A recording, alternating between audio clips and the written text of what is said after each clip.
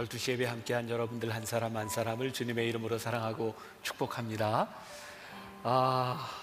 우리가 평생 경험해보지 못한 일들을 경험하고 있습니다. 우리가 지금 박해받는 시대도 아닌데 이런 주일 예배를 어떻게 드릴까 말까 이렇게 고민하는 그런 시대를 살아가고 이 시기를 지나가고 있습니다. 여러분들의 아마 삶에 좋은 믿음의 또 추억이 되리라고 생각하고, 전염병, 코로나로 우리들이 힘든 시간을 지나가고 있는데 그런 생각이 들어요. 우리가 이런 어려움을 당할 때 누구 때문에 일어나는 일이 아니라 이 일을 통해서 하나님께서 우리들 자신에게 무엇을 돌아보게 하시는가, 그래서 자신을 하나님 앞에 좀 돌아볼 수 있는 그런 시간을 가졌으면 좋겠고요.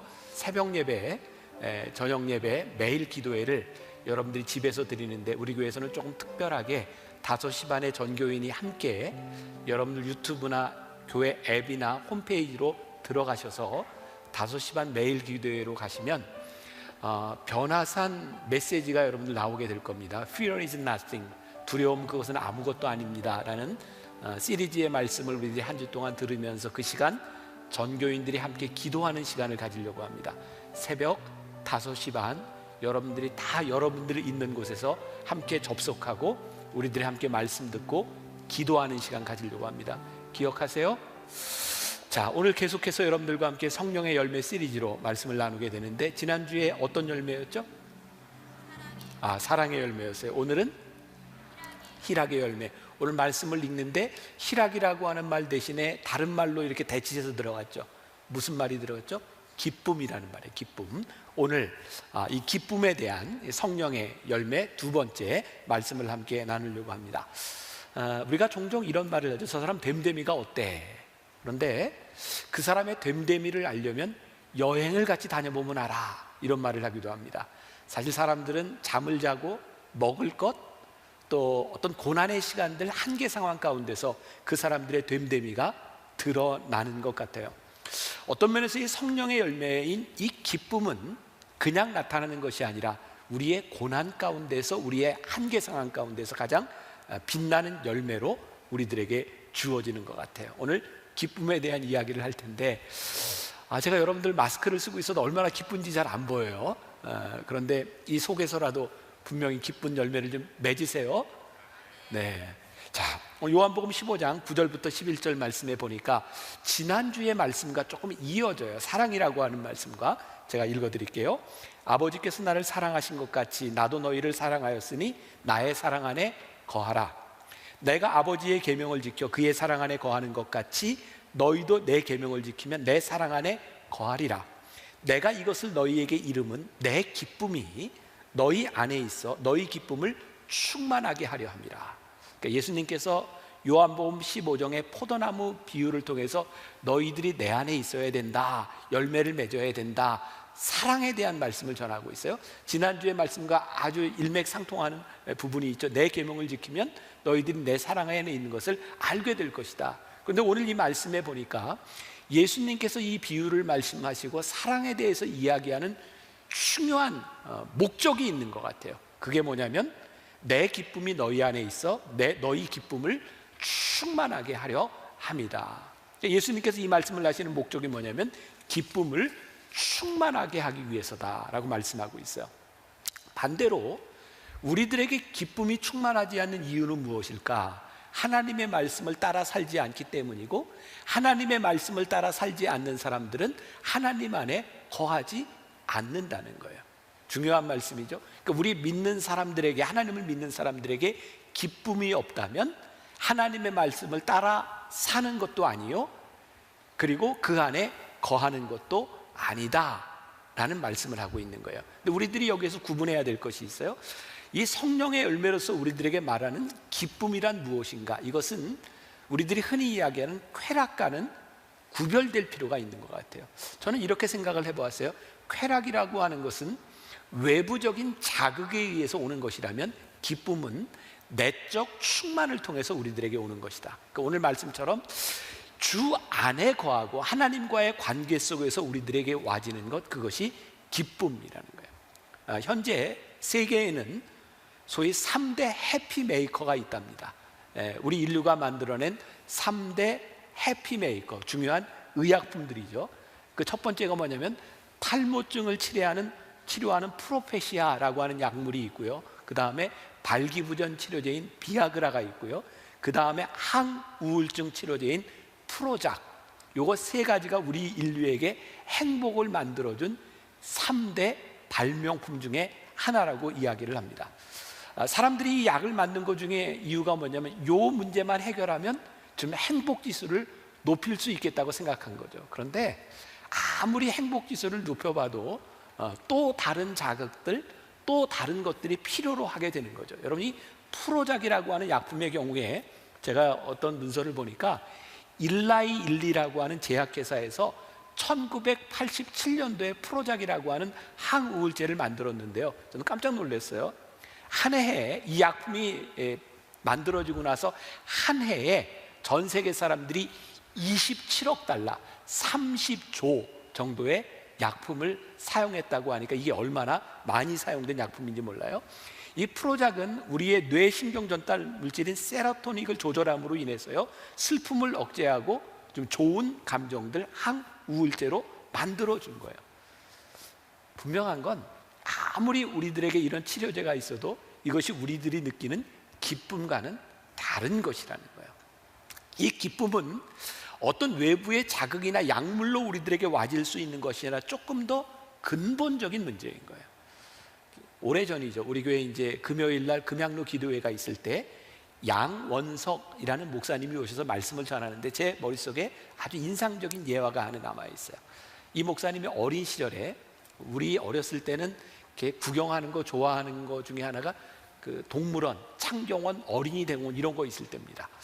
그때는 참 놀 게 없었던 것 같아요. 동물원에 가면 그렇게 기뻤던 것 같아요. 이 목사님도 어린 시절에 아버지의 손을 잡고 동물원에 갔는데 이 목사님이 제일 좋아하는 동물은 원숭이였대요.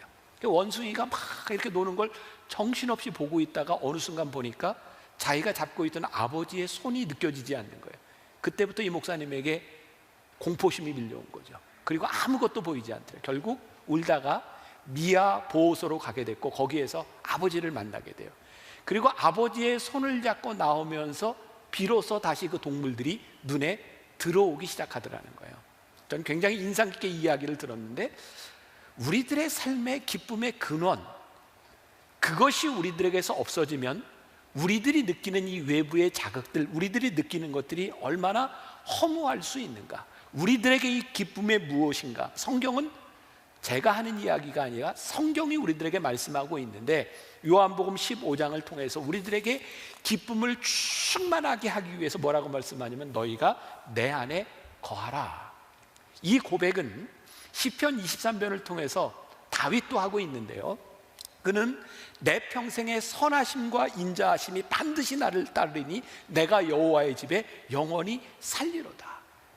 다윗의 인생의 가장 놀라운 고백 중에 하나는 그가 하나님 아버지와 함께하는 것, 그것이 내 인생의 복이다, 이렇게 고백을 하고 있어요.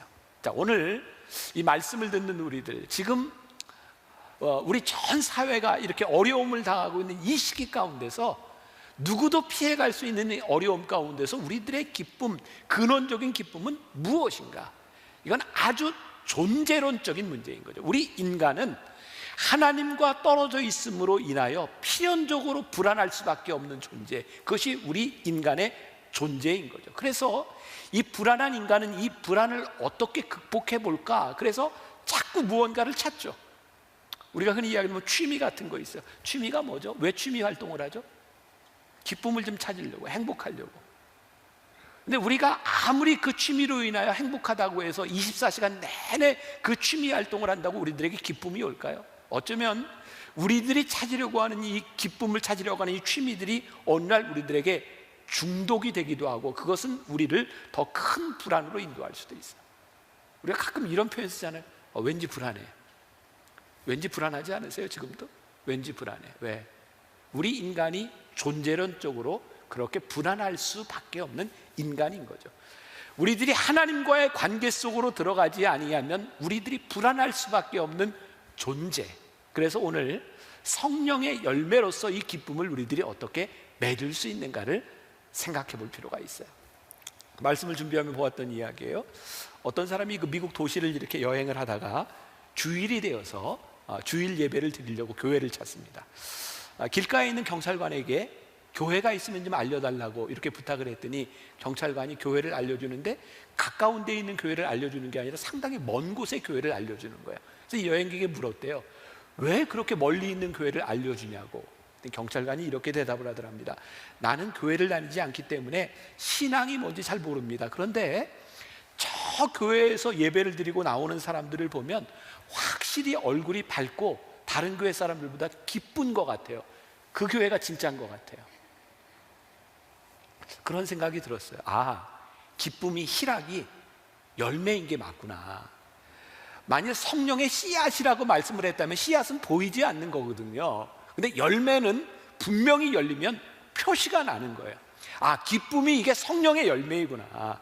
하나님을 믿는 우리들이 이 코로나 때문에 막 힘들고 참 어렵다고 하는 이때에 하나님을 믿는 우리들에게 이 문제가 없는 것이 아니라 우리들에게 코로나가 피해가는 것이 아닌데 하나님을 믿는 우리들에게 나타나는 이 기쁨은 무엇입니까?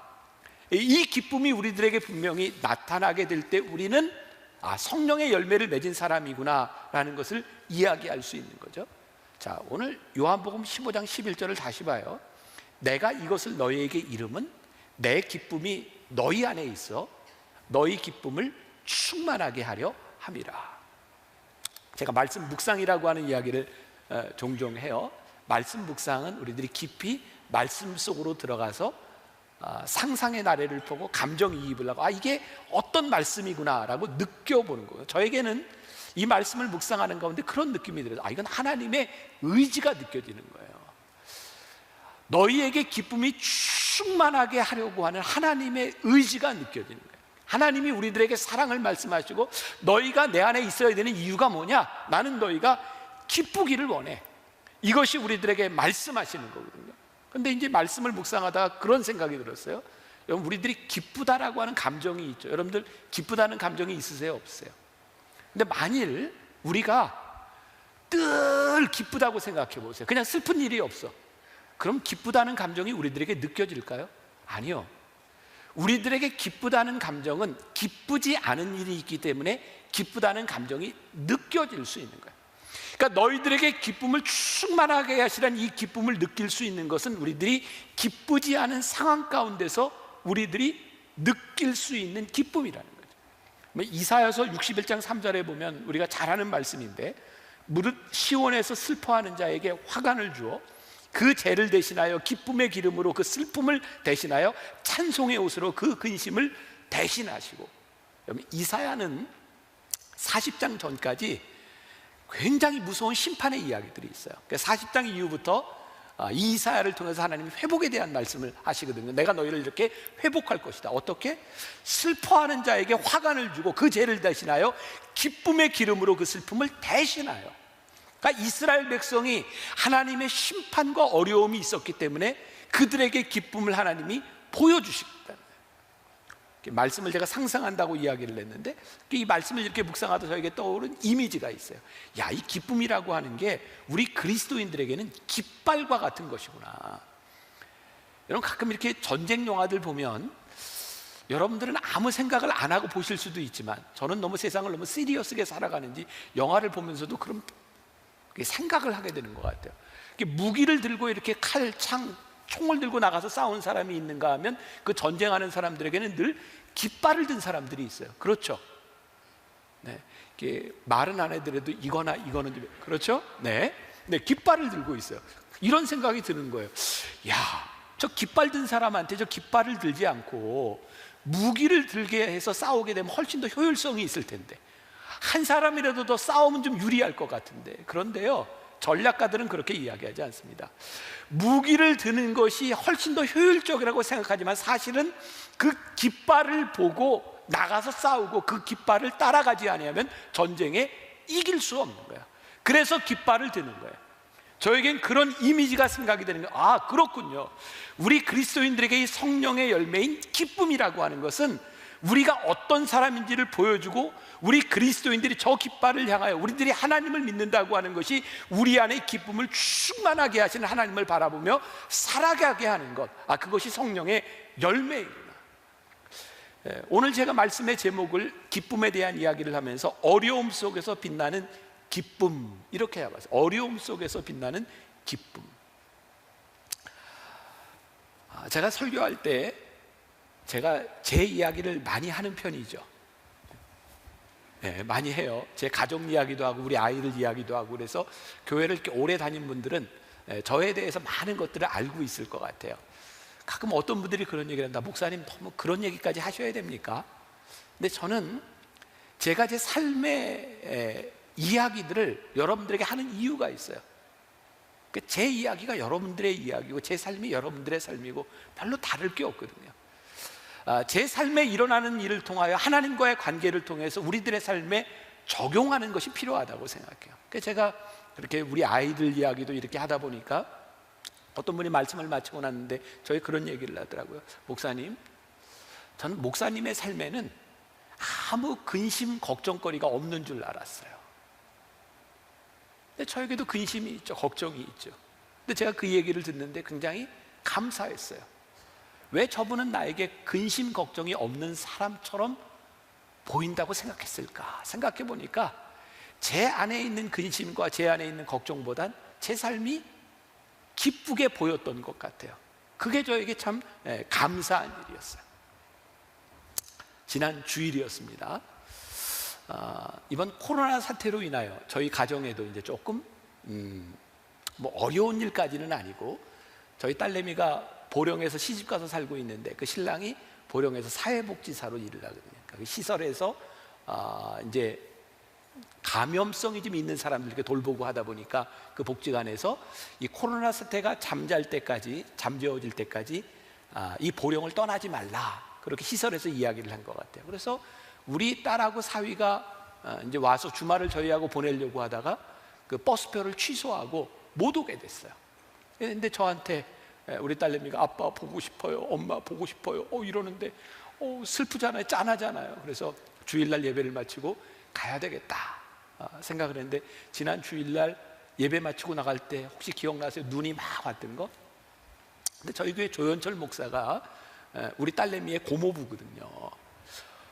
같이 가겠다는 거예요. 한 번도 안 가봤다고. 같이 가겠다고 했는데 눈이 막 오니까 옆에서 이렇게 눈이 오는데 갈 수 있겠어요? 위험하지 않겠어요? 계속 그래요. 근데 저는 간다. 그랬더니 옆에 있던 우리 직원이 아빠와 고모부가 역시 다르군요. 그래서 저는 가야 되겠다고 생각을 해서 갔어요.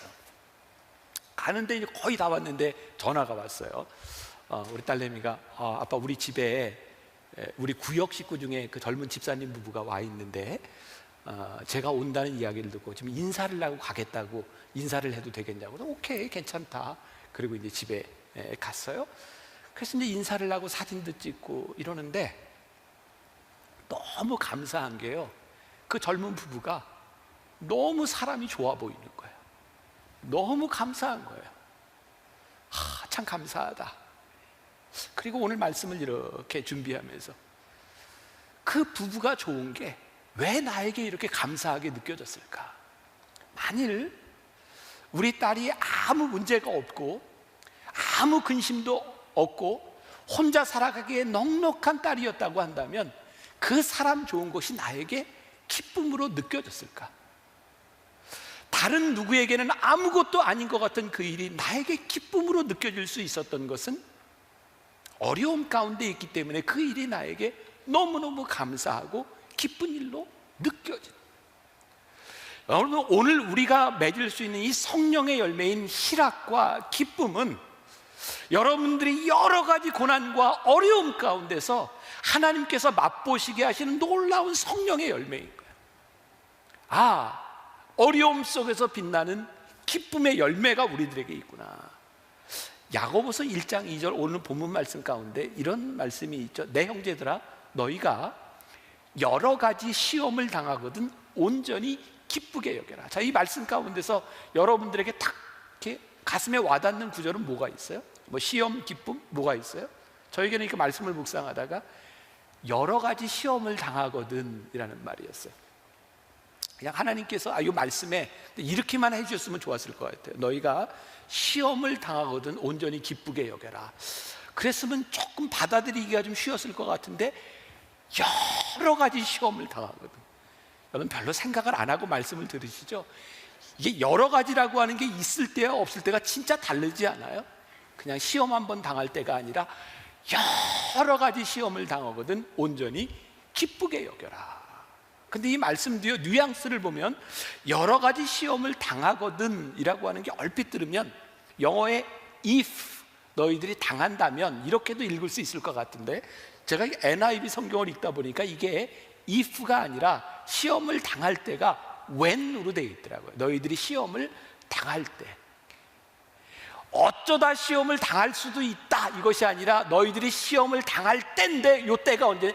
여러 가지 시험을 당할 때. 그러니까 여러분, 우리가 하나님을 믿으면서 이 성경이 우리들에게 적용되는 이 시점에서 여러분들이 시험을 당하고 여러 가지 시험을 당하는 것이 별로 놀라운 일이 아니에요.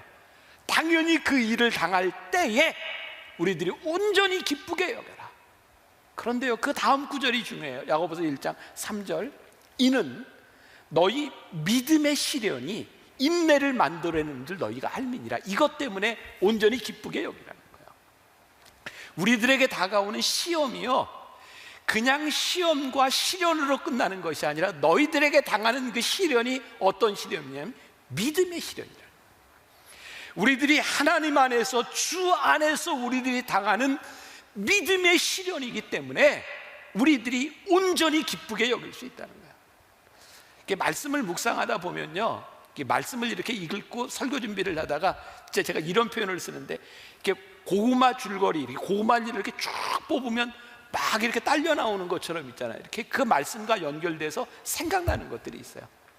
저에게는 이 말씀을 묵상할 때, 이 부분을 읽을 때 로마서 8장 35절 말씀이 생각이 났거든요. 누가 우리를 그리스도의 사랑에서 끊으리요? 환난이나 곤고나 박해나 기근이나 적신이나 위험이나 칼이라. 어제 제가 새벽에 일찍 일어났어요. 그래서 이 말씀을 제가 쓴 설교 원고를 가지고 묵상하고 준비하는데 이 부분에서 혼자 눈물이 났어요. 아, 그렇군요. 하나님, 누가 우리를 그리스도의 사랑에서 끊을 수 있으리요? 그리스도의 사랑에서 끊을 수 없는 그게 뭐예요? 환난이나 곤고나 박해나 기근이나 적신이나 위험이나 칼이라. 우리들에게 사랑의 확신이 있는 거예요. 우리들이 그리스도 안에 있다는 거예요. 누구도 우리를 시험해서 끊을 수 없다는 거예요. 그런데 뭘 전제하고 있어요? 사랑의 확증에도 불구하고 우리들이 여러 가지 시험을 당할 때 우리들의 인생에 깨어지는 아픔이 있는 거예요. 우리들이 여러 가지 시험을 만날 때 우리들이 온전히 기쁘게 여기는데 우리들에게 시험이 다가오는 거예요. 아픔이 있는 거예요. 제가 개인적으로 굉장히 좋아하는 영성신학자 헨리 나우엔이라는 사람이 있어요. 제가 그 책이 좋아서 거의 다 읽었던 것 같아요. 어떤 책이었는지 기억은 나지 않는데 그 책 속에 나오는 이야기예요. 어떤 수도원에 진짜 성자처럼 추앙을 받는 노수도사가 있었대요. 정원에서 이렇게 정원을 가꾸고 물을 주고 이렇게 밭을 일구고 있는데 갓 들어온 젊은 수도사가 이 노수도사에게 찾아왔어요. 이 노수도사가 이 젊은이에게 얘기합니다. 여보게, 이 단단한 흙에 물을 좀 부어주겠나? 물을 부었더니 단단한 흙에 물이 들어가지 못하고 흘러내립니다. 그때 노수도사가 망치를 가지고 와서 단단한 흙덩어리를 깹니다. 다 부서졌을 때 다시 이야기합니다. 여보게, 다시 한번 물을 주겠나? 그때 물을 줬더니 물이 흙 속에 스며들어요. 노수도사가 얘기합니다. 이제 이 흙에 씨를 뿌리면 뿌리를 내리고 싹이 날 수 있겠구만. 그리고 바로 깨어짐의 영성에 대한 이야기를 해요. 이것이 깨어짐의 영성일세. 깨어져야 물이 들어가고 씨가 뿌리를 내리고 꽃을 피울 수 있는 것처럼 우리의 인생에 깨어짐이 있을 때 그때 영성이 우리들에게서 시작되는 거예요. 지난주에 제가 어떤 가정을 신방하게 돼서 오늘 여기 앉아있는데 제가 식사하면서 이야기를 하다가 참 이 말씀과 연결되는 인상적인 그런 이야기를 듣게 되었어요. 그 권사님 부인 집사님이 이런 얘기를 합니다. 자기는 시집 가기 전에 정말 독실한 불교 가정에서 이렇게 자랐고 이제 시집을 오면서부터 신앙생활을 했지만 그렇게 믿음이 없었대요. 그런데 이제 부모님이 돌아가셨고 남편과 함께 살면서 이제 경제적으로 굉장히 어려움에 당하게 되었을 때 그때 하나님께 기도해야 돼. 하나님 도와주세요. 근데 그분이 이런 얘기 하더라고요. 만일 우리 부모님이 살아계셨더라면 나는 그렇게 하나님 앞에 절실하게 기도하지 않았을 거라. 부모님이 돌아가시고 경제적으로 어려운 때 아무런 도움도 받을 수 없는 그때 하나님 도와주세요. 그때 기도할 때 하나님을 만났다. 만일 나에게 그런 어려움이 없었더라면 나는 그렇게 하나님 도와주세요 기도하지 못했을 거라. 우리들이 여러 가지 시험을 만날 때, 우리들이 어려움을 당할 때, 우리의 인생의 고난 가운데서 하나님이 우리의 교만을 깨뜨리시고 우리가 하나님을 바라보게 하시고 그 가운데서 하나님께 기도하게 할 때 깨어짐의 영성, 하나님이 우리 가운데서 역사하시는, 그리고 그 기쁨을 고통 가운데서 우리에게 기쁨을 주시는 하나님의 은혜를 경험하기 시작해요. 이 기쁨은 세상이 우리들에게 주는 자극하고는 다른 기쁨이에요. 성령이 우리들에게 주시는 기쁨을 우리들이 고백하게 돼요. 자, 여러 가지 시험을 만나거든. 그런데 저는 학창 시절에 그렇게 공부를 잘해보지를 않아서, 혹시 여기 공부 잘해본 사람들, 나는 공부를 잘해서 시험 때마다 즐거워서, 혹시 이런 분 계세요? 모르겠어요. 아무리 공부를 잘해도 시험이 즐겁지만은 않을 것 같아요. 단지 그 시험을 잘 이겨나갈 수 있을 뿐이지 즐거울까? 제가 중학교 3학년 때 우리나라에 진짜 큰 일이 하나 일어났어요. 뭐냐면 박정희 대통령이 시해당한 일이었어요. 그 당시 유신 정권 하에서 교육을 받았던 저희들은 진짜 박정희 대통령이 이렇게 암살당했다는 이야기를 들을 때 이제 우리나라 망했구나, 큰일 났다, 이렇게 생각했거든요. 바로 북한이 쳐들어오는 줄 알았고 우리나라 큰일 나는 줄 알았어요. 그런데요, 그 위험한 상황, 우리나라가 큰일 났다라고 생각하는 그때, 제가 중학교 3학년 때 박정희 대통령이 암살을 당했다, 시해를 당했다는 얘기를 들었을 때 제 머릿속에 처음에 딱 떠오르는 일은 연합고사 안 봐도 되겠다 는 거였어요. 우리 때는 고등학교를 갈 때 연합고사를 봐야 돼. 시험을 봐야 돼서 연합고사 안 봐도 되겠다. 지금 생각해보면 참 유치한 생각인데 그때 저에게 들었던 생각이, 요 일이 일어났으니 시험을 안 봐도 되겠다. 그런데요, 시험을 연기한다고 우리들에게 기쁨이 찾아올까요? 여러분, 시험은 연기될 수 없고요, 시험은 지나가야 되는 거예요. 우리들이 하나님 앞에 기도를 한다면 하나님, 이 시험이 연기되거나 피해갈 수 있는 것이 아니라 하나님, 이 시험을 잘 치를 수 있는 지혜를 우리들에게 주세요. 우리들이 시험 가운데서 기쁨과 하나님이 주시는 만족을 경험하지 않으면 우리는 성령과 함께 동행하는 사람이에요. 우리가 흔히 듣던 이야기예요. 두 종류의 사람이 있다. 하나는 온도기 같은 사람이 있고 또 하나는 온도 조절기 같은 사람이 있다. 온도기 같은 사람은 어떤 사람이에요? 밖에 날씨가 추우면 온도계가 내려가요. 더우면 온도가 올라가요. 온도 조절기 같은 사람은 날씨가 추우면 온도 조절기로 조절을 해서 온도를 올려, 더우면 온도 조절기로 시원하게 만들어. 우리들의 환경, 지금 우리들에게 어떤 일이 일어나고 우리들이 설명할 수 없는 일들 가운데서 그 상황으로 인하여 온도기 같이 변하는 사람이 있는가 하면 우리의 환경을 바꾸는, 우리들 속에 역사하시는 누가 우리를 그리스도의 사랑에서 끄드리요, 그 사랑을 붙들고 우리의 인생을 바꾸어 나가는 사람이 있는. 이게 어떻게 가능해요? 주 안에서. 우리의 기쁨의 동기가 주 안에 있다는 거야. 그럼 빌립보서 말씀은 굉장히 짧은데요, 여러분 한번 전체를 빌립보서를 한번 잘 묵상해 보세요. 그 빌립보서 안에는 기쁨이라고 하는 단어가 참 많이 나오고요, 주 안에서라고 하는 말이 참 많이 나옵니다.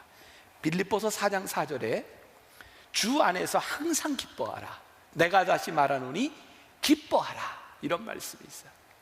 그냥 빌립보서를 보면 잘 이해가 되지 않을 수 있어요.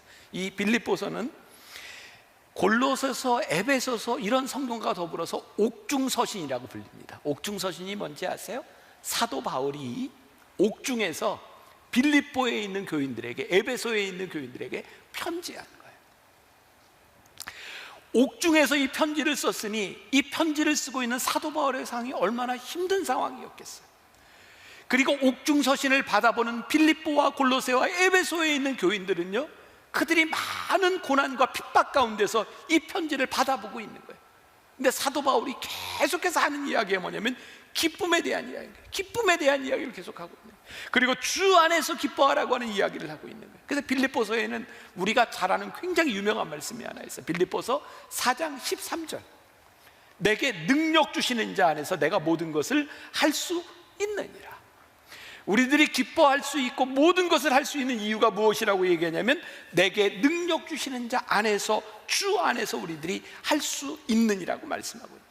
그래서 오늘 말씀의 제목이 희락의 열매, 성령의 열매 중에 희락, 기쁨에 대한 이야기를 하는데, 제가 그 부제를 뭐라고 달았나? 고난 속에서 빛나는 기쁨이다. 제가 이렇게 말씀을 준비해 놨는데 우리 예배팀에서 저에게 이게 좋은 문장이 있습니다. 그리고 저에게 소개를 해준 게 있어요. 읽어드릴까요? 말까요? 읽어드릴게요. 네. 저는 뭐 잘 모르겠어요. M. 스캇 팩이라고 하는 사람인데 어떤 사람인지 모르겠지만 글이 좋더라고요. 고통과 기쁨은 한 몸입니다. 고통 속에 기쁨이, 기쁨 속에 고통이 있습니다. 그런데 여기에도 순서가 있습니다. 고통이 먼저입니다. 고통 다음에 오는 기쁨이 진짜 기쁨입니다. 고통이 클수록 그 뒤에 따라오는 기쁨도 커집니다. 고통과 기쁨은 한 짝을 이루고 있어요. 이 기쁨의 열매, 희락의 열매를 어떻게 우리들의 삶에서 적용할 수 있을까요? 우리가 잘 아는 찬송가 중에 이런 게 있어요.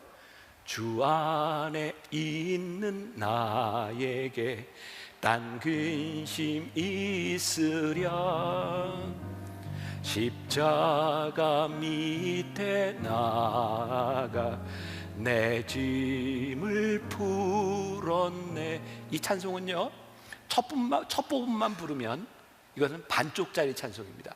주 안에 있는 나에게 딴 근심 있으랴. 굉장히 좋은 신앙의 고백이기는 한데 반쪽이에요. 그 다음에 나오는 십자가 밑에 나가 내 짐을 풀었네. 근심이 없는 이 사람에게 십자가가 있어요. 주 안에 있는 나에게 딴 근심이 있으랴. 그 이유는 뭐냐면 십자가 아래 내 짐을 풀어놓은 거예요. 우리에게 찾아오는 이 기쁨, 성령의 열매는 어떻게 우리들의 삶에서 고난 가운데서 이 말씀으로 인하여 이 사랑의 확증을 가지고 우리들의 삶에서 어떻게 연결하고 우리들이 적용하는가가 굉장히 중요할 것 같아요. 이스라엘 민담집에 나오는 이야기입니다. 이건 성경에 나오는 이야기가 아니에요. 하루는 아브라함이 텐트 밖에 앉아 있는데 80 넘은 노인 하나가, 나그네가 지나가고 있는 거예요. 너무 힘들고 불쌍해 보여서 이 다리를 절고 있는 노인을 아브라함이 집으로 데려와서 잘 씻겨주고 그리고 저녁을 대접해요. 저녁을 앞에 놓고 아브라함이 그 노인에게 이야기합니다. 기도합시다. 이 노인이 기도하지 않는 거예요. 아브라함이 묻습니다. 노인장, 여호와 하나님을 모르십니까? 식사하기 전에 당연히 감사 기도를 해야죠. 그런데 이 노인이 이렇게 얘기합니다. 여호와 하나님이라니? 나는 내 음식이 하나님이요. 그래서 아브라함이 화가 났어요. 아니, 이 사람이 하나님을 모독하더니 나가요! 쫓아내버렸어요. 그날 잠을 자는데 꿈속에 하나님이 나타나셨어요. 그리고 아브라함이 물으십니다. 아브라함아, 오늘 저녁에 내게 손님이 하나 찾아왔지? 아브라함이 그 이야기를 듣는 순간 화가 난 거예요. 그 얘기가 또 생각이 난 거예요. 글쎄, 하나님, 어떤 노인이 찾아왔는데 하나님을 모독하고 있어서 제가 쫓아내버렸습니다. 하나님께서 아브라함이 이렇게 얘기합니다. 아브라함아, 나는 그 노인을 80년이나 참았는데 너는 하룻밤 한시도 참을 수 없더냐? 그 사람에 대한 사랑의 확증, 하나님이 참으시는 사랑, 그 인내가 우리들 가운데 들어오면 우리들이 참을 수 있고 인내할 수 있는데, 우리들이 화를 내고 기쁨을 누리지 못하는 이유는 하나님의 사랑이 우리들 가운데, 그 믿음의 시련이 우리들 가운데 고백되지 않는 이유. 아브라함의 인생을 보면 참 많은 시험을 당합니다. 하나님께서 아브라함을 부르셔 약속하시죠. 내가 너로 하여금 이 열국의 아비가 되게 할 거야. 그런데 아들이 없어요. 그래서 아브라함은 그의 방법으로 이스마엘을 낳아보지만 하나님이 이스마엘을 통해서 역사하지 않죠. 그리고 오랜 시간을 통해서 여러 가지 시험을 통해서 그의 아들을 누구죠? 이삭이었어요. 이삭의 이름이 뜻이 웃음, 기쁨이었습니다. 아브라함은 그 시험을 지나가면서 기쁨을 경험하죠. 근데 아브라함에게 또 큰 시험이 다가와요. 어떤 시험이었어요? 그 아들을 제물로 바치라는 거예요. 여러분, 히브리서에 보면 아브라함은 하나님께서 그 아들을 살리실 줄을 믿고 그 아들을 하나님께 제물로 드렸다라고 되어 있어요. 아브라함이요, 이 여러 가지 시험을 지나면서 하나님을 경험하면서 그게 깨닫게 된 것이 있는데, 하나님께서 내 아들을 제물로 드리라고 말씀하셨을 때 아브라함이 뭘 깨달았는지 아세요? 이게 시험이구나. 그의 믿음의 시험이라고 하는 걸 깨닫게 되면서 아브라함은 그 아들을 데리고 모리아산으로 갑니다. 그리고 그 아들을 하나님께 드리기 위해서 칼을 뽑았을 때 아브라함에게 어떤 믿음이 있었어요? 하나님께서 어떤 방법으로든 이 아들을 살리시리라. 그리고 칼을 들었을 때 하나님께서 말씀하세요. 아브라함아, 아브라함아. 그리고 아브라함에게 여호와 이레, 미리 준비하시는 하나님의 은혜를 경험하게 하죠. 그리고 아브라함이 느꼈던 여호와 이레 가운데서 그에게 찾아온 것이 무엇이었을까요? 기쁨이죠. 카리스, 은혜. 자식을 얻은 기쁨뿐만 아니라 그가 시험 가운데서 얻고 찾은 것이 무엇이었냐면 기쁨이었어요. 믿음의 시험을 통과하며 그 시련 가운데서 그가 기쁨을 회복해요. 제가 개인적으로 굉장히 좋아하는 선지자 중에 하나가 하박국 선지자입니다. 여러분, 성경에 하박국 있는 거 아시죠? 국이 아니에요? 선지자예요. 하박국. 제가 예전에 한 10여 년 전에 이 하박국을 가지고 이게 12주 강해 설교한 적이 있습니다. 너무너무 좋았어요. 하박국 굉장히 짧은 말씀인데요, 하박국이 하나님께 굉장히 많은 질문과 하나님께 반항을 합니다. 왜냐하면 하나님을 믿는 백성이, 이스라엘 백성이, 선택받은 백성이 고난받는 걸 이해할 수가 없었어요. 이들이 죄를 지었지만 하나님 회복시켜 주셔야 되는 것 아닙니까? 하박국은 그 질문을 가지고 하나님께 대들었던 사람입니다. 근데 하박국 2장 14절에 가서 보면 하박국이 유명한 고백을 하죠. 이는 물이 바다를 덮음같이 여호와의 영광을 인정하는 것이 세상에 가득함이로라. 그에게 어떤 고백이 있었냐면, 이야, 이거 하나님의 영광이 가득할 거야. 물이 바다를 덮음같이 하나님의 영광이 나타날 거야. 그가 믿음의 고백을 합니다. 그리고 하박국 3장으로 넘어가면 하박국이 정말 위대한 고백을 하죠.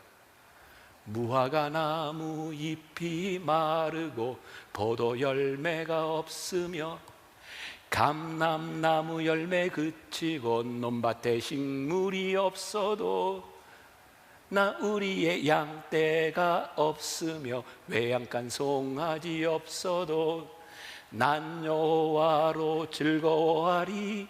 난 여호와로 즐거워하리. 난 구원의 하나님을 인해 기뻐하리라. 무화과 나무 잎이 마르고 포도 열매가 없으며 nothing이에요. 감람나무 열매 그치고 논밭에 식물이 없어도 우리의 양떼가 없으며, 가사가 안 떠서 아지 없어도 난 여호와로 즐거워하리. 난 여호와로 즐거워하리. 난 구원의 하나님을 인해 기뻐하리라.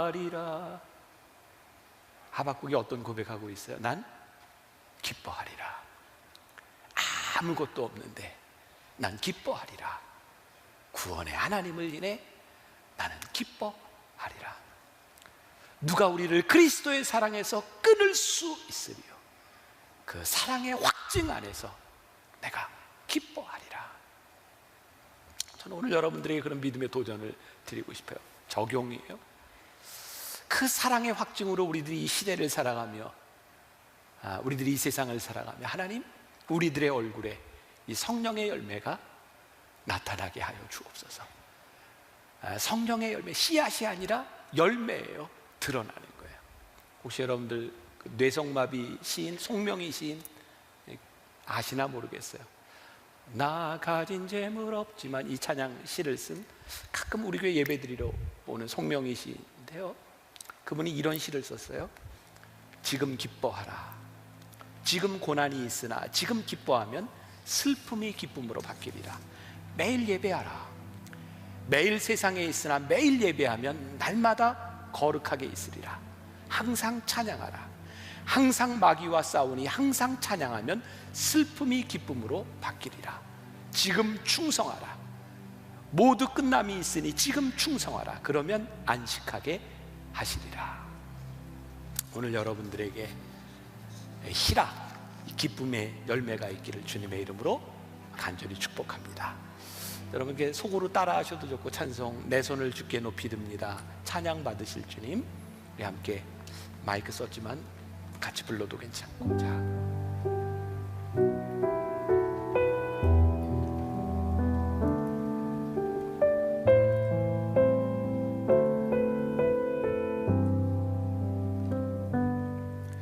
내 손을 주께 높이 듭니다. 내 찬양 받으실 주님, 내 마음을 주께 완작엽니다. 내 찬양 받으실 주님, 슬픔 대신이라는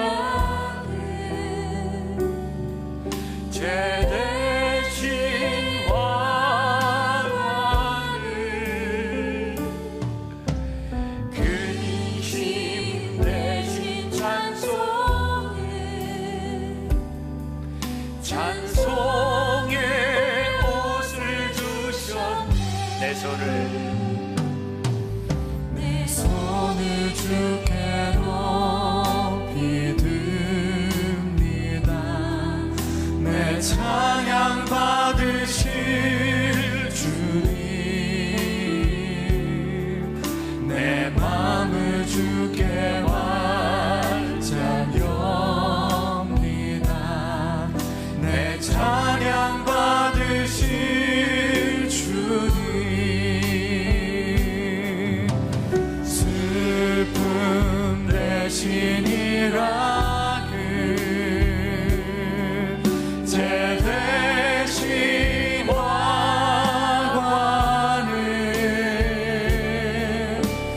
근심 대신 찬송을, 찬송의 옷을 주셨네. 하나님, 오늘 성령의 열매 두 번째, 기쁨, 희락의 열매를 우리들이 묵상하며 이 세상으로 나아갑니다. 이 기쁨이 고난 속에서 빛나는 것이구나.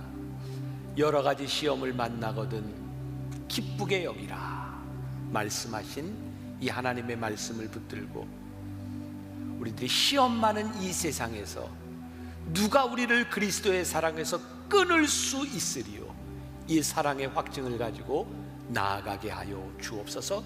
우리들의 얼굴에, 우리들의 가슴에, 우리들의 삶의 현장에서 이 희락의 열매를 맺는 주의 백성들이 되게 하여 주옵소서. 힘들고 어려운 때를 지나가며 하나님 앞에 예배하는, 또 하나님 앞에 드리는 아름다운 손길들, 헌신들이 주 안에서 빛나게 하시고 기쁨이 충만한 헌신과 예물 되게 하여 주옵소서. 지금은 우리 주 예수 그리스도의 은혜와 하나님 아버지의 무한하신 사랑과 성령의 인도하심이 기쁨의 열매를 우리의 가슴에 품고 이 세상으로 나가는 당신의 사랑하는 모든 백성들 위해 지금부터 영원까지 함께 하시기를 간절히 축원하옵나이다. 아멘.